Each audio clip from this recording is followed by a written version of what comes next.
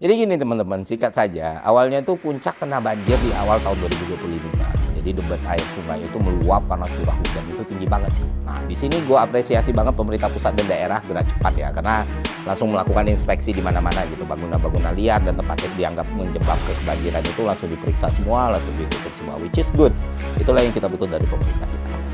Nah, pas melakukan pemeriksaan itu, dalam proses itu ada pihak-pihak yang juga, oh Eger juga diperiksa nih Pak, ya kan. Datanglah menteri dan gubernur, bupati ke daerah Eger. Terus waktu pejabat-pejabat ini datang ke daerah Eger, yang dilihat itu emang pemandangan yang tidak bagus sekali gitu kan. Terasering lagi dibangun, pepohonan itu lagi ditanam, tanah itu lagi diurus, lagi direstorasi. Pokoknya kelihatan tanah merah, kelihatan tandus lah.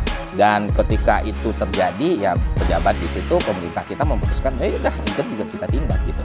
Dan kalau gue jadi pejabat di saat itu juga, mungkin gue akan melakukan hal yang sama ya kan.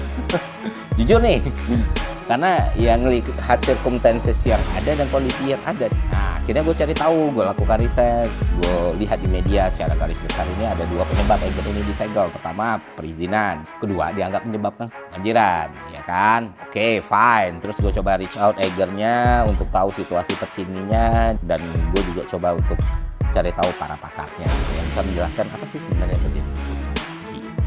Nah, pas gue datang ke Eger Adventureland-nya, yang pertama kali jelas adalah Eger Adventureland ini bukan dibangun di area hutan lindung, tapi dibangun di dua daerah.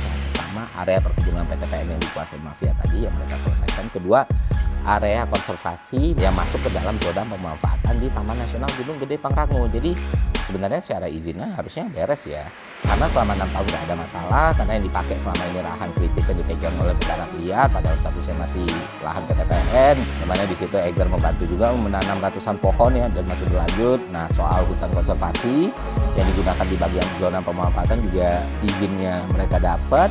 Pasti website juga tertera ya, ternyata planning mereka sampai tahun 2020 dan pembangunan di area itu hampir nggak ada waktu gue cek langsung.